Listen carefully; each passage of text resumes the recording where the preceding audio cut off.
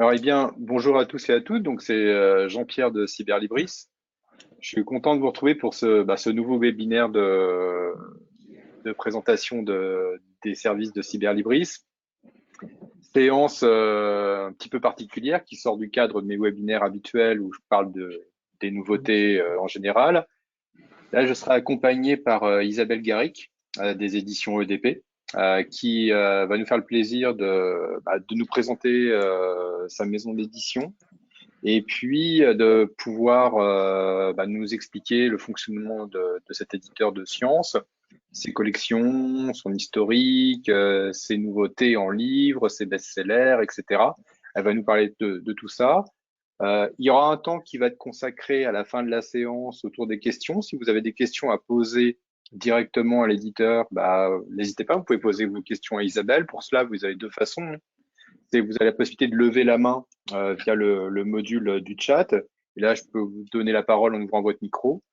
Et puis, l'autre possibilité, c'est tout simplement par écrit, me poser vos questions et moi, je les récupère et je les traiterai donc à la fin de la séance. La séance est donc enregistrée. Il y a évidemment un enregistrement qui est fait de ce webinaire. Toutes les personnes qui participent aujourd'hui au webinaire, vous allez recevoir dans la journée une petite récap de la présentation de ce jour. Et puis, toutes les personnes qui nous suivent sur YouTube, puisque le webinaire sera en ligne la semaine prochaine sur YouTube, vous retrouverez en description de la vidéo toutes les informations qui ont été partagées aujourd'hui. Pour mémoire, peut-être qu'il y avait des gens qui étaient déjà présents l'année dernière. L'année dernière, Isabelle avait déjà fait une petite présentation autour de chez EDP, qu'on n'avait pas mis sur YouTube à l'époque, parce qu'on avait un problème sur notre chaîne YouTube. Donc malheureusement, la vidéo était passée un petit peu à la trappe. Là, ça, on va rattraper un petit peu on va rattraper la chose. Et puis, pour les personnes qui étaient déjà là la dernière fois, l'avantage, c'est qu'il y aura des choses que vous aurez déjà entendues, mais il y aura aussi des petites nouveautés, parce que Isabelle va nous présenter pas mal de nouveautés qui vont arriver courant 2023. Et puis, pour les personnes qui n'étaient pas là l'année dernière, tant mieux, vous allez tout découvrir, vous allez voir, c'est génial. Je te laisse te présenter, Isabelle, peut-être, Oui, avant de commencer la présentation. oui, donc bonjour à tous, je suis Isabelle Garrick et je suis en charge de la commercialisation et de la promotion des livres chez EDP Sciences. Donc voilà, je vais vous expliquer un petit peu comment ça fonctionne chez nous. Cool. Si tu veux, je vais lancer Ouais, le PowerPoint. Alors, j'ai pris ton PowerPoint et puis j'ai pris aussi alors, je vais faire défiler vite fait les écrans, mais le site de chez EDP, donc avec la partie concernant les livres aussi. Si tu veux qu'on fasse des ouais, petites va-et-vient pendant la séance, n'hésite pas à me dire si tu veux qu'on passe sur le site, etc. Mais on va commencer déjà sur la présentation. on Donc, pourra aller on pourra aller sur la boutique à la fin. d'accord. Donc voilà, EDP Sciences, donc des livres et des revues pour les férus de sciences et tous les curieux. Je vais, durant cette présentation, vous expliquer rapidement qui sommes-nous, d'où venons-nous.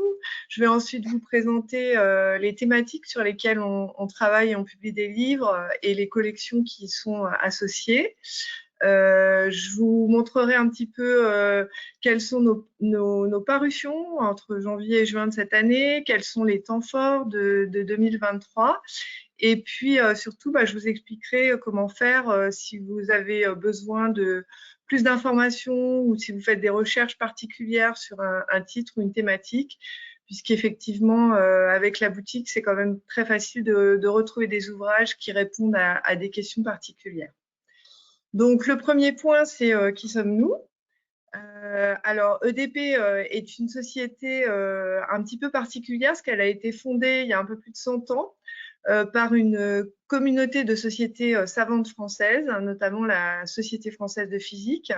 Et donc, parmi les illustres fondateurs, on retrouve des noms vraiment très prestigieux comme Marie Curie, Jean Langevin, Louis de Broglie. Au départ, c'est une société qui publiait essentiellement des revues scientifiques autour de la physique. Et dans les années 80, bon, le nom a changé, c'est devenu EDP Sciences, qui veut dire édition-diffusion des sciences.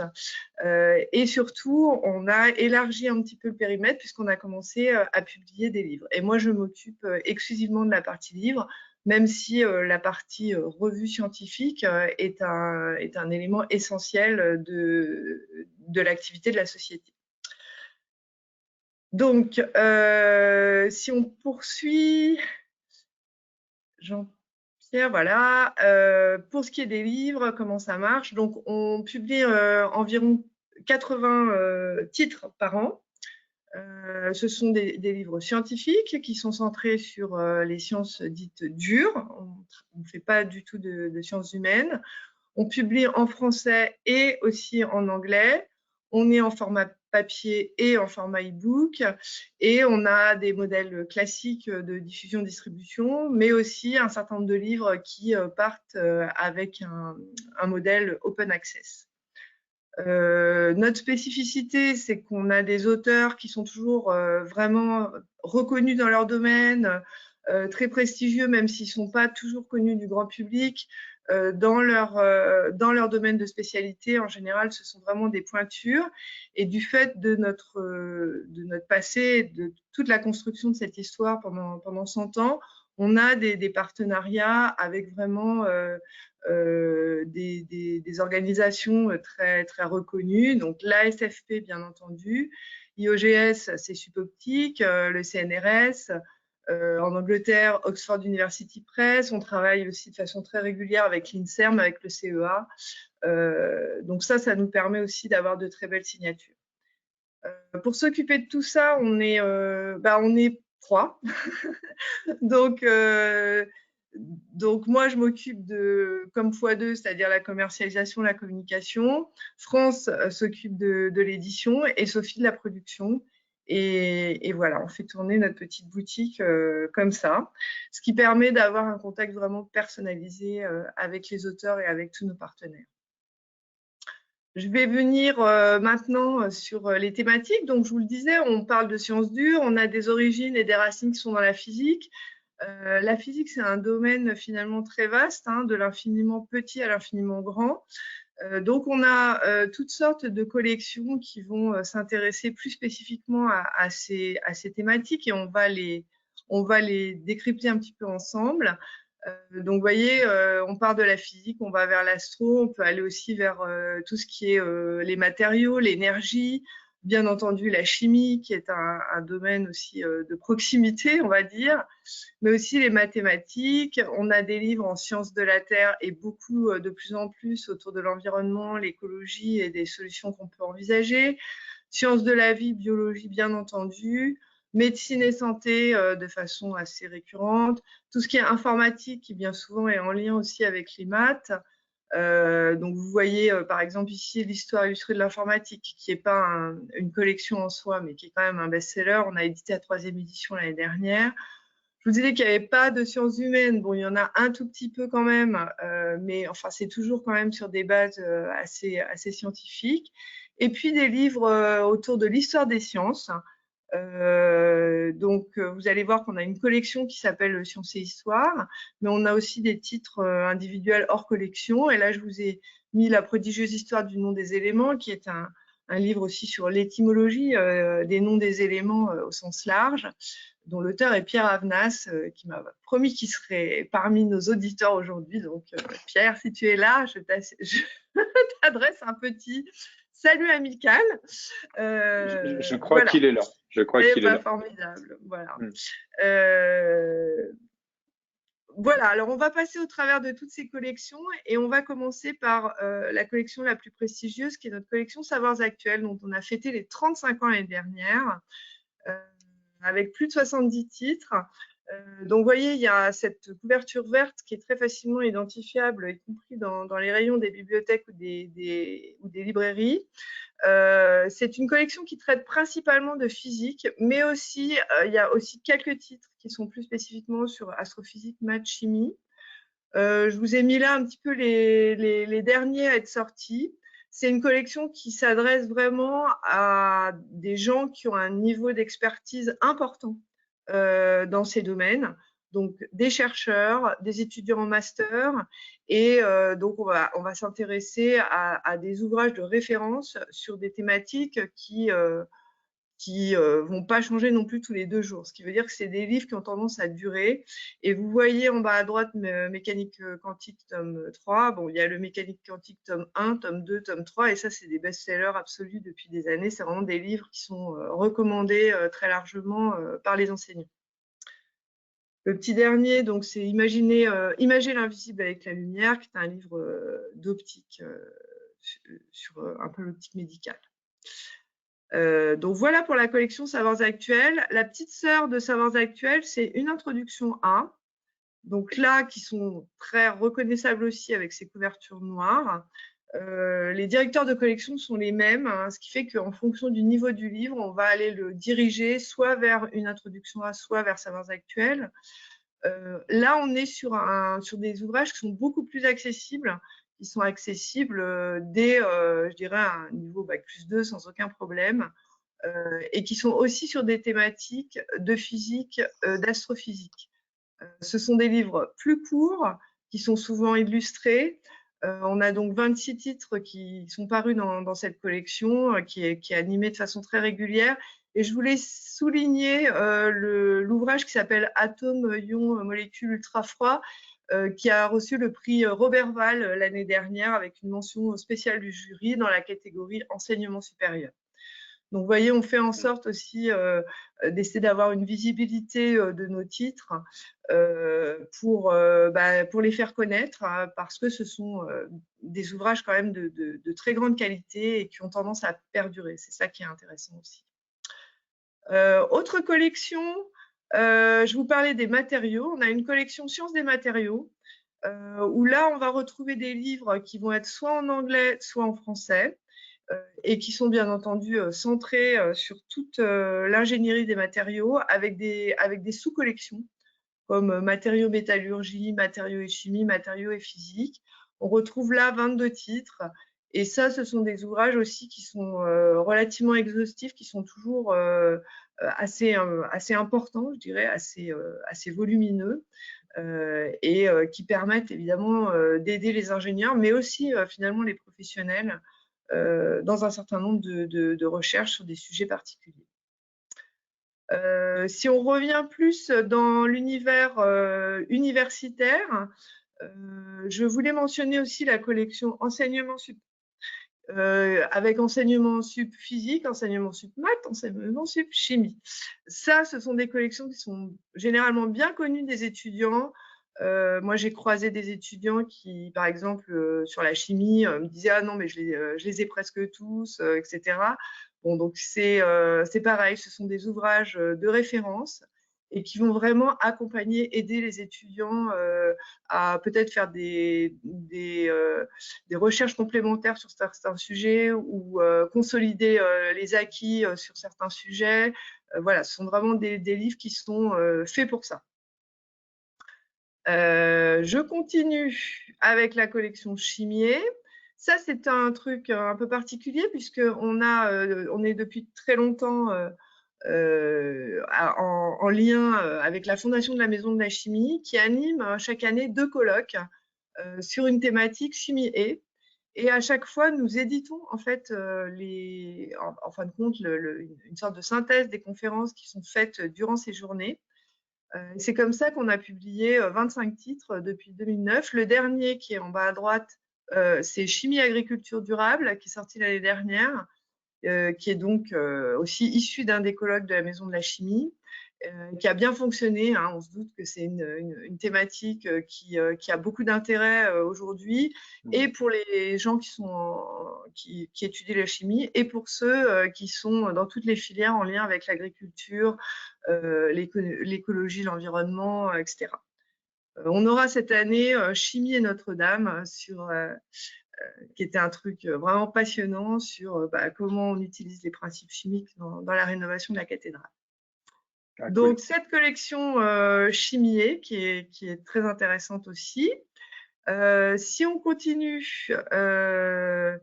on va parler de sciences et histoire. Donc là, c'est une collection dont les ouvrages peuvent être de nouveau soit en français, soit en anglais. Certains ouvrages français ont été traduits en anglais. Donc, vous voyez par exemple le Sabbat de sorcière en français qui a été traduit et la couverture est à peu près similaire en anglais. Mais bon, c'est pas 100% des livres français qui sont traduits en anglais. Vous en avez un peu des deux côtés pour des raisons diverses.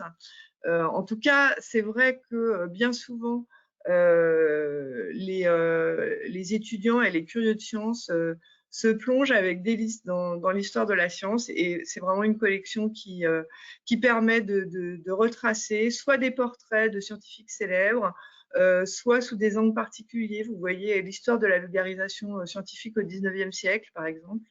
Euh, donc, euh, donc, ça peut être des ouvrages plus peut-être de culture générale, mais qui sont en général très, très, très appréciés également. Isabelle, t'es sur quel type de public sur cette collection-là? Ça va aussi bien du grand public, parce qu'il y a de la Oui, vulgarisation, jusqu'à l'académique aussi. Ça va intéresser oui, évidemment des étudiants, absolument. j'imagine. Ça peut Hmm. intéresser tout le monde. Et moi, j'étais frappée, par exemple, on était sur les Journées du ciel et de l'espace en novembre dernier, donc avec un libraire qui vendait certains de nos livres, et j'étais quand même frappée de voir qu'il y avait quand même beaucoup de titres de cette collection-là qui partaient sur un événement qui réunit des astronomes amateurs principalement. Hmm. Voilà, des gens qui sont bien motivés sur le sujet, mais c'était pas un public universitaire. Donc là, c'était vraiment du grand public qui s'intéresse, qui a envie d'en savoir plus et qui est prêt à se plonger dans ces histoires-là. Oui. Génial. Voilà. Alors après, donc là, je vous ai présenté des collections qui sont vraiment spécifiquement sur des sujets donnés. Ensuite, on a des collections multithématiques. À gauche, et je vais y revenir, on a un certain nombre de collections multithématiques qui sont au grand public. Ça veut dire que ce sont des collections avec lesquelles on va finalement picorer sur plusieurs domaines. Et puis à droite, vous avez la collection Profil et la collection Quintesscience, qui là sont des collections plus difficiles, qui sont aussi multithématiques. Profil, c'est vraiment des ouvrages techniques pour les professionnels. Donc là, on aide vraiment les professionnels soit à se remettre à niveau sur certains sujets, soit à obtenir les dernières informations techniques. Voilà. Et Quintesscience, c'est pareil, ce sont des ouvrages spécialisés qui sont sur des fondamentaux. Donc, vous voyez ici la théorie polyvagale qui a été aussi un de nos best-sellers. Voilà, ça, c'est deux collections multithématiques qui sont un petit peu voilà, qui demandent d'avoir un petit peu d'expertise. Les autres, on va y venir tout de suite, sont beaucoup plus grand public. Donc, si tu descends, Jean-Pierre, on va pouvoir détailler un peu ces collections. Excellent. Alors, une première qui s'appelle la collection Aperçu. Ce sont des traductions. Il y a 21 titres, des petits formats, petits prix, et qui vont traiter de toutes sortes de sujets. Donc, vous voyez, la théorie du chaos, la théorie des jeux, Newton, Stephen Hawking. Voilà, il y a toutes sortes de sujets scientifiques, et c'est en images. Donc, c'est pas de la BD. Ce sont des illustrations noir et blanc avec des légendes, etc. Et donc, ça permet finalement d'acquérir un certain nombre de connaissances de façon facile et rapide et agréable. Autre ouvrage de vulgarisation, les bulles de science. Donc là, vous voyez qu'il y a des titres un petit peu rigolos du type pourquoi faut-il toujours repeindre la tour Eiffel, etc. Donc ce sont des thématiques variées. L'histoire de la tour Eiffel, c'est bien évidemment des histoires autour de la corrosion. Hein. Mais bon, il y en a sur les maths, sur le temps, sur plein de sujets différents et c'est très accessible et très sympa. Là, Euh, c'est une collection qui pourrait être lue par des lycéens, par exemple. oh oui, Hmm. ah oui, oui, tout à fait. Oui, oui, tout à D'accord. fait. Hmm. Alors après, il y a les spots sciences. Les spots sciences, vous voyez, moi j'ai tendance à dire c'est des bouquins qui se lisent un peu comme un roman, c'est-à-dire on est sur des livres de sciences évidemment, mais qui sont racontés de façon très vivante. Je prends par exemple, vous voyez, à droite, vous avez les grandes controverses en astrophysique. Bon, bah ça, c'est un bouquin vachement sympa. où Suzy Colinzane va nous raconter effectivement tout ce qui a pu… Bon, bah, la découverte en sciences se fait progressivement au fil du temps. Donc, de temps en temps, il y en a qui prennent des fausses voies, qui se font recadrer par d'autres, etc. Donc, ça se lit très facilement et c'est très intéressant. La vie ailleurs, espérance et déception, c'est toutes les histoires autour de trouver de la vie dans l'univers. Vous avez l'odorat des animaux là, qui est tout à gauche, qui est le dernier qu'on est sorti, où on prend finalement pour chaque espèce d'animal quelles sont les spécificités de l'odorat, en quoi est-ce que le changement climatique, en affectant les perceptions des animaux, vient peut-être bousculer aussi leur comportement. Donc, vous voyez, ce sont des choses qui sont très accessibles et finalement agréables à lire. Les chronosciences, pour finir, ce sont des synthèses. Donc là, c'est de la traduction de Oxford University Press. Donc, ce sont des auteurs essentiellement britanniques. Et on a toutes sortes de thématiques. Donc, vous voyez, la physique, le temps, on en a beaucoup autour de l'environnement, les énergies renouvelables, le changement climatique. Là, cette année, on va sortir les virus. Et ce sont des synthèses, on pourrait dire, c'est l'équivalent moderne du que sais-je. Un petit peu illustré, hein. Il y a quelques schémas, c'est quand même du noir et blanc. Et en 200 pages, pour 12 €, vous avez une synthèse sur un sujet donné. Ouais, puis c'est une collection qui est encore nouvelle hein, chez EDP, qui est Tout super à fait. facile à lire. Super Je sais que dans un facile. webinaire, j'avais présenté les marées dans cette collection qui était excellent. Ouais, les marais, c'était bien aussi. Il y a eu Et puis, l'odorat aussi qui a bien ouais, il y marché. a eu l'odorat. Et puis le Non, mais changement climatique qui est là, qui est très bien aussi, qui est une ouais, super synthèse. ça, Hmm. c'est sorti aussi l'année dernière. Et ouais, là, on va en ressortir 2 ou 3 cette année. On doit être à 14 ou 15, donc ça suit son cours gentiment. Et je pense que ça fonctionne bien et que c'est apprécié. Cool. Voilà. Donc Ah, ça, c'est un petit peu… On est plus du côté, je dirais, grand public, de la hmm, vulgarisation, de choses beaucoup plus faciles et aisées. Enfin, hmm. Ouais, alors on va retrouver après, principalement. on a aussi mais bon, je peux malheureusement pas tout présenter en l'espace de 20 minutes, mais on a aussi des collections comme Science en cuisine et autres qui invitent à réaliser des expériences chez soi, par exemple. Donc ça c'est particulièrement bien aussi pour les lycéens. On a les carnets de labo qui sont aussi très illustrés et qui permettent de rentrer dans des thématiques un peu complexes, mais de façon très agréable, parce que imagées avec de l'humour, etc. Pas mal Mais de dans choses. la collection Science en cuisine, j'ai Science du popcorn qui est dans la chambre enfin, la physique du Voilà, popcorn dans la chambre de mon fils. Ouais, du popcorn, voilà, la biologie de la banane, ouais, les… il y a le milkshake aussi. Ouais. Et c'est très rigolo parce qu'on invite les ados à faire des expériences chez eux et ça leur permet de découvrir les fondamentaux de la physique, de la chimie, de la biologie, des maths. C'est aussi des traductions, mais de trucs très sympas, effectivement. Voilà. Alors, on va passer vite fait à notre programme de janvier à juin. Je voulais scinder en deux avec ce qu'on appelle les titres académiques, donc qui sont plutôt des livres, je dirais, universitaires de niveau un peu relevé.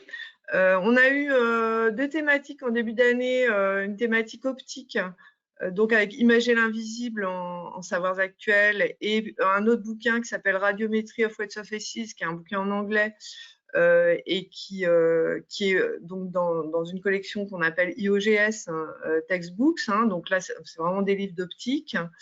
On a eu une thématique corrosion aussi avec la corrosion dans l'industrie chimique, qui est en français Predicting Corrosion in Oil and Gas Production, donc, qui lui est en anglais. Donc vous voyez qu'on était sur ces thématiques-là, la supraconductivité en savoirs actuels, qui est aussi un truc, c'était important de réussir à sortir une synthèse sur ce sujet-là qui est important. Vous voyez en mars le cours de mathématiques supérieures, bon, qui est là un enseignement submat, je dirais relativement classique. Et on va continuer sur la thématique des maths au printemps, là, avec la 3e édition de Régression avec R. Donc ça, c'est un best-seller. On met la 3e édition maintenant. Et bon, ça, c'est vraiment, c'est une collection qui s'appelle Pratique R, qui est vraiment sur tout ce qui est en lien avec ces histoires de statistiques, de régression et autres. Et celui-là, je pense il est attendu. Donc c'est bien. Et on aura 2 autres livres autour des maths que vous voyez ensuite, sur les variétés différentielles notamment, au mois de juin. Et en juin, on va sortir aussi un petit introduction A, vous voyez en bas en noir, autour de l'énergie solaire photovoltaïque.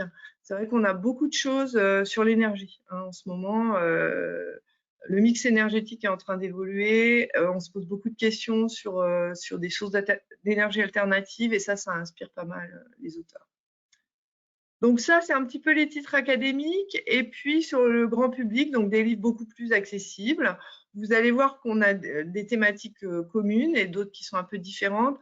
Donc on a commencé l'année avec une thématique astro, donc un petit spot science, la plus grande énigme d'astronomie, qui est sur toutes les questions autour de l'énergie noire et de la matière noire. Voilà, comment on en est arrivé à découvrir ça et on ne sait toujours pas exactement ce que c'est. Et pourtant, c'est 95% de l'univers. Donc, vous voyez, il y a de quoi dire. Un petit bouquin de vulgarisation très sympa qui s'appelle Passeport pour l'univers aussi, qui est sorti en février. Donc, on a enchaîné en mars avec une thématique autour des maths. Donc, un petit chronoscience sur la théorie des nombres. Et un livre paru en co-publication avec Grenoble Université, qui s'appelle Le binaire au bout des doigts, qui est assez marrant. Ça, c'est quelque chose qui devrait plaire, je pense, aux enseignants en mathématiques, autour du bague-nodier, qui est un casse-tête, dont la résolution fait appel au système binaire qui est à la base quand même de l'informatique. Donc, il y a un peu de tout ça. Ça peut-être peut inspirer les enseignants sur comment enseigner différemment les mathématiques, ce qui est aussi un de nos dadas. Alors, autre dada, bon, les femmes de science. Donc, le 8 mars, hein, vous le savez, Journée internationale des droits de la femme. Donc, on a eu à ce moment-là 2 livres qui sont sortis. Un sur Mileva et Albert Einstein. C'est le destin tragique de cette pauvre Mileva qui était physicienne, mais que tout le monde a oublié, puisque évidemment, le grand Einstein a pris toute la place. Et puis, La cerise dans le labo, qui est une initiative du CEA très intéressante. C'est une BD où il retrace en fait le parcours professionnel de 13 femmes scientifiques du CEA qui travaillent toujours ou ont travaillé au CEA. 13 femmes très illustratrices. Donc c'est une BD très originale avec des styles très différents selon les portraits. Et ça marche bien. Et l'idée, c'est vraiment aussi de susciter des vocations de scientifiques, notamment chez les jeunes filles. Et puis, au mois de mai, on va avoir La vie de Marie Curie, qu'on vient de recevoir. Là, hop, ça y est, je viens de le recevoir ce matin, qui est un livre jeunesse. Donc, c'est un livre avec des très belles illustrations et du texte. À partir de 9-10 ans, c'est La vie de Marie Curie, illustrée très joliment. On aura ça au mois de mai. Au mois de mai, il y a pas mal d'activités. On a un petit chronoscience sur les ondes et on a aux bulles de science tout un truc sur l'hydrogène vert, hyper intéressant. Pourquoi finalement l'hydrogène, ça va pas marcher dans les voitures individuelles, mais plus pour les fusées. Vous voyez, c'est un peu ça le thème. C'est très bien, très illustré, beaucoup de schémas.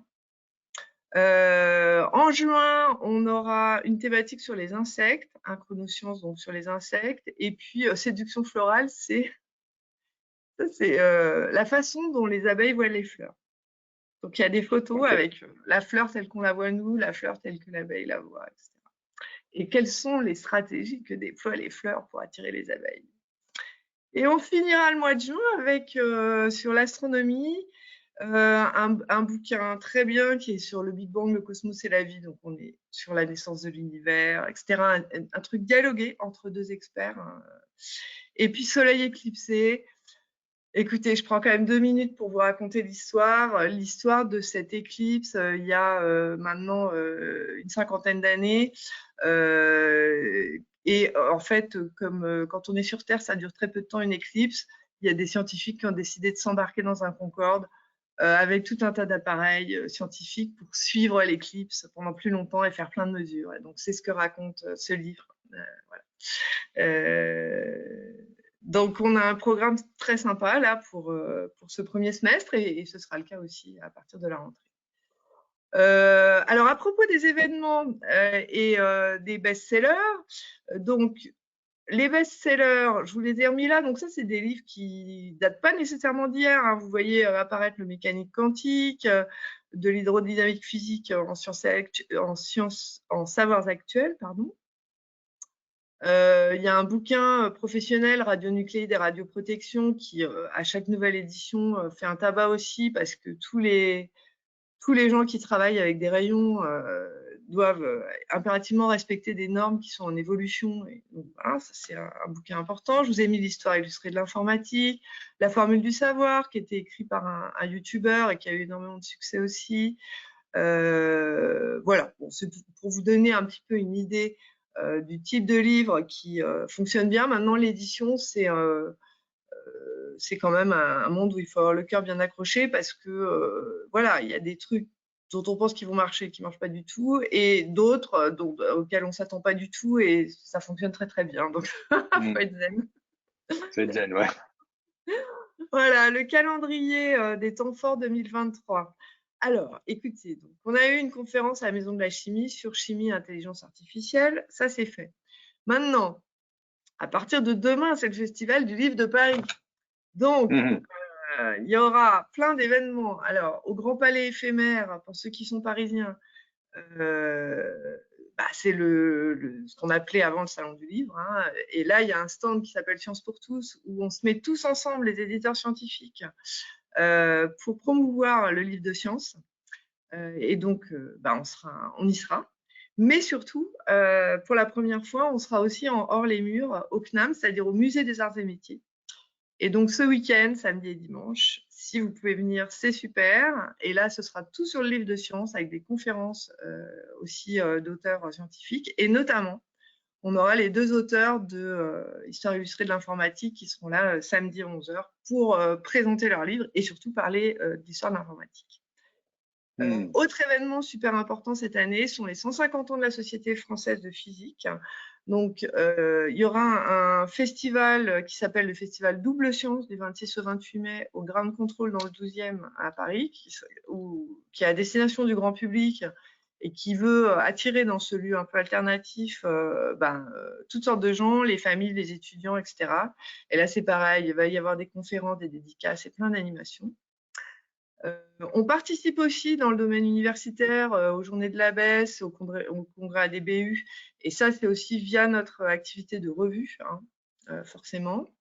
Et puis je vous rappelle la fête de la science à partir du 6 octobre, qui est aussi quand même un événement majeur pour nous, puisqu'il y a des centaines de librairies et de lieux en France où on va inviter des scientifiques, on va faire des dédicaces et on va essayer de faire connaître ce petit monde de la science à tous les publics. Voilà. Alors, le plus important, c'est finalement comment on fait quand on cherche quelque chose. Et là, fort heureusement, on a cette boutique. Donc, Jean-Pierre, je veux bien qu'on aille sur la boutique pour vous montrer à quoi ça ressemble. Bon, là, c'est l'accueil. En ce moment, on a donc une thématique autour de l'histoire des sciences. Mais vous voyez en haut ce petit encadré gris marqué recherché. Vous pouvez rentrer là une thématique ou quelque chose et voir quels sont les livres qui ressortent. En dehors de ça, vous voyez qu'il y a un onglet bleu qui s'appelle thématique. Si tu vas dessus, Jean-Pierre, voilà. Et vous voyez là que tous les livres sont classés par thématique. Donc la physique, les neurosciences, les maths, etc. Vous pouvez aussi voir dans un autre onglet les livres à paraître, les nouveautés. Mais également, tout au bout, vous avez les collections. Et donc les collections dont je vous ai parlé, vous pouvez les retrouver. Vas-y, si tu cliques. Voilà, vous pouvez retrouver toutes nos collections et en cliquant dessus, vous avez tous les livres de la collection en question. Donc, c'est possible, je dirais, assez facilement de faire des recherches avec cette boutique pour retrouver le titre, hein, pour retrouver l'auteur. Et même si on revient, Jean-Pierre, revenons sur la page d'accueil et vas-y, descends un petit coup. Si tu vas sur n'importe quel hop, le binaire, allons-y. Alors, Vas-y, le clique binaire, il dessus. est là, il est Ouais. ici. Voilà, donc ça, c'est une fiche de livre. Donc, vous voyez, il y a le titre, le sous-titre, l'auteur. Et puis, dans caractéristiques, le petit onglet gris caractéristiques, là, hop, on a l'ISBN, le format, le nombre de pages. Donc, vous voyez, c'est assez pratique. On peut savoir pas mal de trucs sur les livres. Voilà, si on revient juste sur notre petite présentation de départ.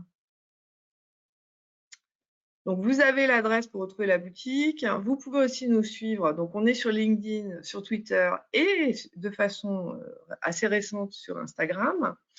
Sur LinkedIn et Twitter, on communique sur toutes nos nouvelles parutions. Les livres sortent le jeudi et tous les livres, on des posts le jeudi, vendredi, samedi, lundi, mardi, mercredi. Et après, on passe au suivant. Donc ça, c'est un moyen pratique de savoir ce qui est sorti. Et sur Instagram, on est plus sur des choses un peu grand public ou sur de l'événementiel. Donc, ça veut dire que les livres, je dirais, très académiques, très sérieux, etc., on ne va pas aller les mettre sur Instagram. On met tout ce qui est accessible, tout ce qui est facile, tout ce qui est très sympa, entre guillemets, mais on ne va pas aller mettre là les équations différentielles. OK. Vous pouvez aussi me contacter, hein, il y a mon adresse mail. L'année dernière, j'ai eu quelques mails, donc on peut gérer les demandes, les questions, etc. Et pour les commandes, donc on a un diffuseur-distributeur qui s'appelle Sodis Sofedis. En général, les bibliothèques se fournissent auprès de libraires, donc voilà, via les libraires et la Sofedis, on a des livraisons de livres papier. Et puis, tout ce qui est e-book via les agrégateurs, et en particulier, naturellement, Cyberlibris. Cyberlibris. Mmh. Donc, je vous remercie pour votre attention. Et puis, s'il y a des questions, je suis ravie d'y répondre. Ouais, n'hésitez pas au niveau des questions, si vous voulez prendre la parole, poser vos questions en direct auprès d'Isabelle, c'est le moment. Juste, Isabelle, aujourd'hui au niveau du catalogue général de chez EDP, tu as cité tout à l'heure qu'il y avait environ 80 titres qui paraissaient chaque année. Euh, Vous êtes sur un catalogue, combien de titres aujourd'hui? Vous gérez combien de titres au total? 1200. 1200, ouais, c'est colossal. Ouais. Euh, Et ce qui tout est, type en de... fait, la spécificité, c'est que, bon, c'est très important d'avoir des nouveautés, etc. Mais je veux dire, le fond est important aussi pour nous parce qu'effectivement, il y a beaucoup d'ouvrages qui font référence et on a de façon très régulière des demandes sur des livres qui datent de 2010, voire même 1999, vous voyez. D'accord. Là, Donc, j'ai une main j'ai une main qui s'est levée, donc il y a peut-être une question. Hop. Il faut que vous branchiez votre micro si vous voulez. Voilà, c'est bon. Oui, vous m'entendez? Bonjour. Oui, je vous entends bonjour. très bien. Bonjour. Donc, moi, je suis Marie-Laure Parra, enseignante documentaliste et animatrice régionale d'un réseau de documentalistes de 12 établissements de l'enseignement agricole. Ah, Hmm, génial. Donc, pour resituer un peu les choses, oui, alors je vous remercie de votre présentation qui était fort intéressante. Ça fait longtemps que je voulais participer à une présentation d'éditeurs thématiques. Donc les sciences, bon, c'est très bien tombé. J'ai eu ma dose là sur tout ce qui peut être accessible, je suppose, sur ScholarVox, mais qu'on peut aussi avoir en version papier, puisqu'on conduit les deux types de fonds, hein, le fonds papier et enfin, la plateforme de livres numériques, bon, qui a fini par être bien implémentée grâce à la canopée, etc. Donc ça c'est bien, ça a pris 2-3 ans. Donc j'étais un peu à l'origine de l'expérimentation, puisque c'était un projet pilote en région PACA pour l'enseignement agricole. Donc hmm. voilà, quand le projet arrive un peu au bout du bout, ça fait plaisir parce que c'est quand même un long chemin de synchronisation des plateformes. Voilà, ça c'est dit. Et puis, je sais plus combien d'établissements agricoles. Bon, moi, régulièrement, je refais une piqûre de rappel à mes collègues, même si le réseau Redadoc national a présenté à de multiples reprises les potentialités de ScholarVox et ce qu'on peut en faire dans un établissement scolaire. Parce que, en fait, quand on présente, puisque moi je fais un peu le VRP de ScholarVox D'accord. euh, auprès de mes collègues, mais pas que, c'est pas une question de, voilà, il n'y a pas que l'aspect commercial, c'était une petite blague comme ça, c'est que, en fait, nous, on est quand même chargé d'enseigner les sciences de l'information et d'expliquer un peu la transition numérique et voilà, et qu'on explique aussi, enfin, surtout, on accompagne beaucoup les professeurs, on fait des barcamps avec les professeurs et on essaye de démontrer et d'expliquer aux étudiants ce qu'ils peuvent trouver dans les différentes collections. Donc ça aussi, c'est un long D'accord. chemin de formation.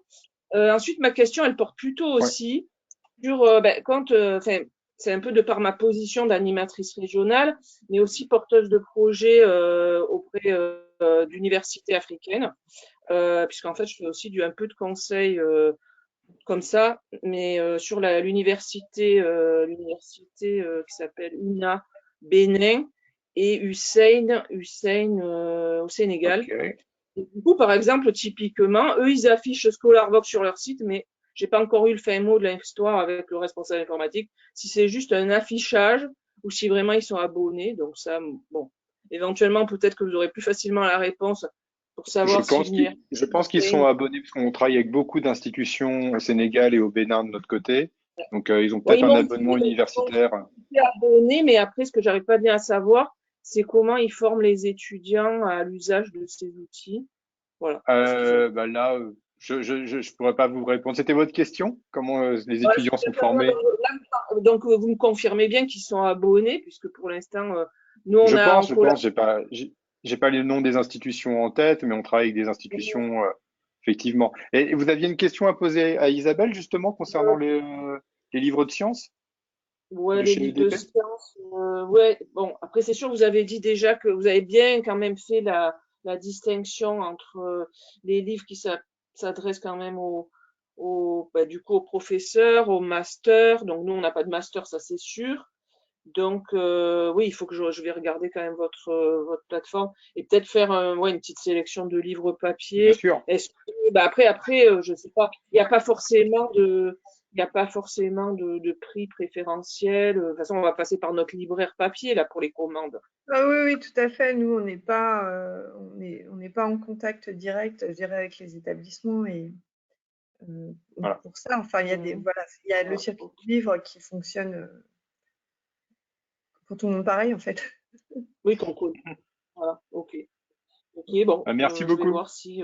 On va se poser la Je, question je- voilà, quand on est dans le cadre de partenariat, voilà, si, Mais en tout cas, voilà. merci de faire connaître tout ça à votre réseau. C'est vraiment super. c'est super. Ouais. Moi, il y a Ben, deux autres ça personnes donne, qui viennent de lever la main. Je vais peut-être leur donner la parole. Ouais, c'est une Merci richesse beaucoup, d'échanger Madame avec Parra. vous. Merci à vous. merci. Hop, alors, hop, j'ai une autre personne qui a levé la main. J'ai branché. Madame Bergia, vous avez levé la main. Si vous voulez prendre la parole, je vous laisse brancher votre micro. Ça y est. Bonjour, je suis Magali Bonjour. Bergia, je suis responsable des ressources numériques à l'Université Grenoble-Alpes depuis assez peu de Ah, temps. bah super. Donc merci pour votre présentation qui était très intéressante. Ceci dit, c'est plutôt les acquéreurs en sciences qui auraient dû la suivre que moi, donc je leur transmettrai la diapo dès que vous nous l'envoyez, hein, parce que je Oui, pense puis que c'est important. il y aura le replay aussi de la vidéo, vous inquiétez pas. Ouais, c'est important que mes collègues acquéreurs dans les domaines scientifiques prennent connaissance de vos actualités, ce qu'ils font de toute façon Mm. via Electra, qui est notre outil de veille. Donc, c'est un Mm. éditeur pour lequel il y a des achats réguliers. Moi, je m'intéresse plutôt à la question des e-books, puisque Ouais. nous Mhm. sommes abonnés à l'offre Cyberlibris ScholarVox via l'INRA. Donc, on a Mhm. quand même 71 000 e-books sur cet ensemble d'e-books. Il y en a 688 de chez EDP Sciences. Je suis allée Mhm. vérifier du coup. Pourquoi il n'y en a que la moitié? C'est ça ma question, premièrement. Et deuxièmement, est-ce qu'il y a d'autres agrégateurs auprès desquels vous vendez vos e-books? Parce que pour l'instant, nous, on ne fait pas de veille au niveau de la Docélec, on ne peut pas aller faire du titre à titre, c'est pas possible. Par contre, si on a un titre qui nous est demandé, comment on fait pour l'acheter s'il n'est pas diffusé par Cyberlibris en fait? Alors écoutez, tous nos titres sont ouverts à tous les agrégateurs. Donc, Ah, donc j'ai un problème là. non, vous J'en ai... n'avez pas de problème Non, parce non, que vous avez... en fait, tous nos Ok, titres ne sont pas en e-book. Le truc, c'est d'accord, il y a un fonds, si vous voulez, ok, des livres plus anciens et autres, hein, qui ne sont pas nécessairement en e-book. Aujourd'hui, de façon vraiment systématique, à 99%. Enfin, il peut y avoir, si vous voulez, des beaux livres illustrés, machin, pour lesquels ça présenterait pas grand intérêt, mais tous nos livres sont publiés sur toutes les dernières années et en papier, en e-book, mais ça n'était pas nécessairement le cas dans le passé. ok, Donc, si vous en avez 688, je pourrais les revérifier les chiffres, mais je pense que vous avez vraiment tout ce qu'il faut. Ouais, il y a tout ce qu'il faut. Alors, Il y a on tout est en ce train qu'il faut d'entrer clair. et on ouvre tout à tout le monde. Vraiment, on a d'accord. une politique pour ça qui est puisque, bon, euh, l'idée, quand même, ce qui nous anime, c'est de porter la parole des scientifiques auprès des publics le plus largement possible. Et donc, on ouvre tout à tout le monde, quoi, forcément. D'accord. Bon, mais ça, c'est une Donc, excellente nouvelle. Je vous n'ayez remercie. pas d'inquiétude, oui, j'avoue. Non, parce C'est que vrai des fois, on a des que, surprises avec oui, oui, d'autres oui. agrégateurs qui nous disent: Ah, mais l'éditeur ne veut pas publier tel ou tel titre chez nous, ou Non, non, l'éditeur vous veut inquiétez bien, pas. mais uniquement les 180 premières pages. Non, c'est le genre de truc que nous, les bibliothécaires, on adore. Donc, merci de Non. diffuser tout. Et Nous, on ouvre tout à tout le monde parce que, franchement, la première des motivations, c'est ça, c'est de partager les connaissances. C'est vraiment ça qui nous intéresse. ok, ok. Et donc, le délai de mise à disposition sur ScholarVox Cyberlibris, il est de combien? Là, ça va être variable parce que généralement EDP nous verse les nouveautés assez rapidement. Après, nous on n'a pas forcément la date exacte de la sortie papier, hein, mais on voit dans le flux les ouvrages assez arriver vite en ligne. Après, nous on a un temps de traitement au niveau de notre côté. Il faut qu'on indexe les ouvrages, il faut qu'on vérifie si le fichier est correct, et puis après ça rentre dans notre chaîne de mise en ligne. Nous, on fait des mises en ligne, par exemple, chaque mercredi. Chaque mercredi, on met les ouvrages en ligne. Et à côté de ça, il faut qu'on ait un temps de traitement, qu'on indexe correctement les livres.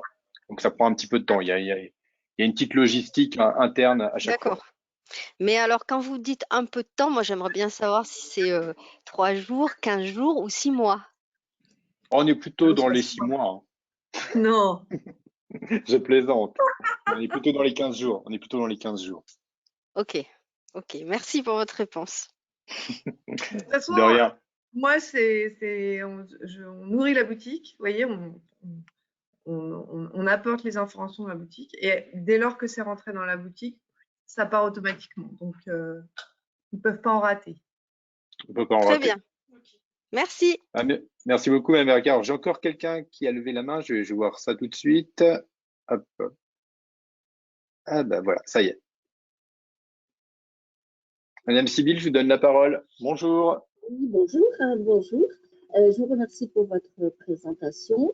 Je m'excuse par avance si je pose une question dont vous avez déjà donné la réponse parce que je n'ai pas pu me connecter au tout début. Donc, voilà. Après ce préliminaire, en fait, j'ai deux questions. La première porte sur les mises à jour. Est-ce que vous organisez des mises à jour de certains ouvrages? Et si oui, quels sont les critères de déclenchement de la mise à jour d'un titre, hein, par exemple? Et,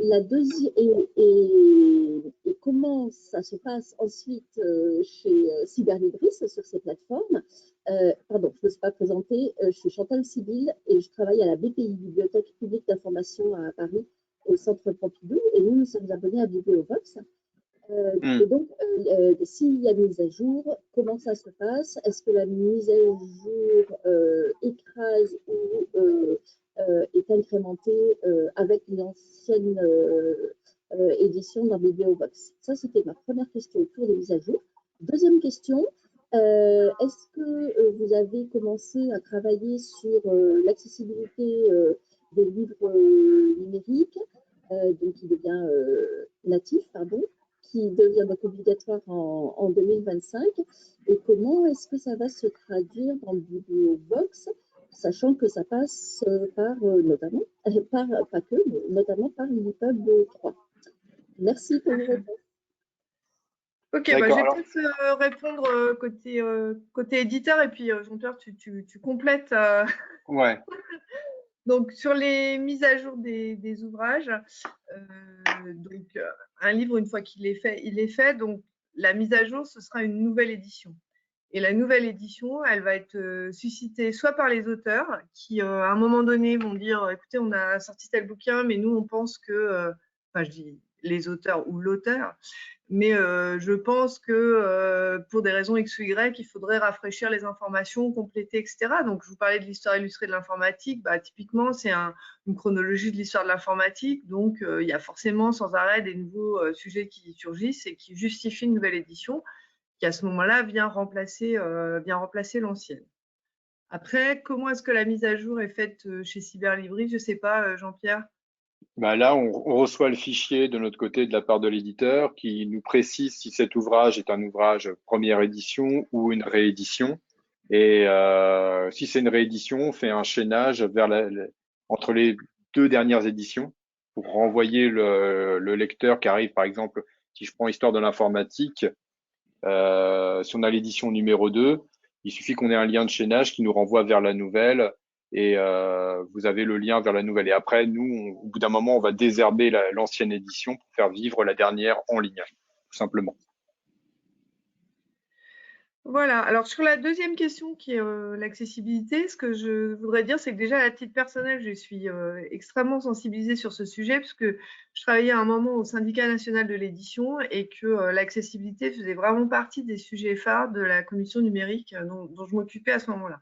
Donc, c'est un sujet sur lequel je suis très fortement mobilisée. Et bien entendu, j'ai bien compris que l'EPUB 3.0 était la solution qui était la plus recommandée, je dirais, pour ces notions d'accessibilité. Je sais aussi très bien qu'il y a une obligation légale qui vient l'année prochaine, hein, ou dans 2 ans. Et donc, on a commencé en fait à produire des EPUB et à les mettre en ligne d'ailleurs. Ce qui fait qu'il y a un certain nombre de nos livres qui aujourd'hui sont disponibles aussi en format EPUB. J'avais l'ambition d'en passer 200 l'année dernière, on n'a pas réussi à le faire. Il y a quand même beaucoup de problématiques techniques, puisque dès lors qu'on rentre dans des bouquins où on a des illustrations, c'est une chose, mais quand il commence à y avoir des formules mathématiques et des choses comme ça, en réalité, techniquement, c'est complexe. Donc, on est vraiment très sensibilisé sur ce sujet. On a une vraie volonté d'y arriver. Et malheureusement, de mon point de vue, ça ne va pas assez vite. Mais le train est en marche. Et donc, on va finir par y arriver. De toutes les manières, il y a une obligation légale de le faire. Mais je dirais, au-delà de ça, on sait bien que le format EPUB est beaucoup plus souple, même indépendamment des problèmes d'accessibilité. Donc, il faudrait faire en sorte. Les lecteurs sont attachés en même temps au format PDF. C'est vrai qu'ils ont l'habitude de travailler avec ça, etc. Ils y voient une praticité. Mais par rapport à ce que peut offrir l'EPUB, je pense que c'est très figé. Donc, il y a un effort collectif à faire pour faire connaître ce format. Expliquer aux gens qu'il suffit de télécharger Thorium Reader et qu'on peut lire tous les EPUB qu'on veut gratos sans aucun problème. Et puis, progressivement s'y mettre. Je pense que toute la communauté des gens qui, en dehors de ça, sont malvoyants, qui ont des problèmes de vision et tout, sont aussi au courant que ça existe. Merci. Ok, merci beaucoup Isabelle. De rien, avec plaisir. Juste, ce qui veut dire que pour Cyberlibris, je rebondis je vais rebondir la question du côté de l'agrégateur. Est-ce qu'il y a des projets pour passer en EPUB 3 ou comment ça se... Enfin, est-ce qu'il y a déjà des projets ou c'est trop tôt pour en parler ou... Alors, on en a parlé déjà ensemble, c'est vrai, de tout ça, Madame Sybille, il y a même pas 2 mois, quand je suis venu vous voir à la BPI. Vous savez, on est en train on va remodeler pour septembre 2024 notre plateforme. Donc, toutes ces questions, justement, sur proposer justement la lecture au public empêché, fait partie de notre cahier des charges. Donc, après, sur la question de l'EPUB 3.0, là, c'est un autre souci. Il faudra qu'on étudie, nous, en fonction des fichiers que nous enverront les éditeurs, qui seront au diapason, et on pourra, nous, les tester à ce moment-là pour les incorporer et les rendre accessibles, justement, à ce moment-là. Donc, voilà ce que je peux vous dire aujourd'hui comme réponse. Merci, merci beaucoup. De rien. Je sais pas si j'ai d'autres questions. Non, il n'y a pas d'autres questions, c'est parfait. Euh, on va clôturer parce il est déjà midi. Ça fait déjà 1 heure quoi, que la séance est lancée. Ah, j'ai une nouvelle question. Hop, merci pour cette présentation, excellent, merci. Je vous remercie beaucoup de votre attention à tous et à toutes. Je remercie tout particulièrement Isabelle pour avoir partagé ce moment avec nous autour des éditions EDP. Je vous envoie à tous dans la journée un petit récap avec la présentation d'Isabelle et puis les liens vers les différentes plateformes de Cyberlibris où vous pouvez retrouver les ouvrages de chez EDP, puis le lien aussi vers la boutique de EDP également. Et puis la vidéo, vous la retrouverez en ligne sur YouTube dès la semaine prochaine. Merci à tous et à toutes, et puis je vous souhaite une bonne journée et à très bientôt. Merci, Au revoir. au revoir. Au revoir Isabelle.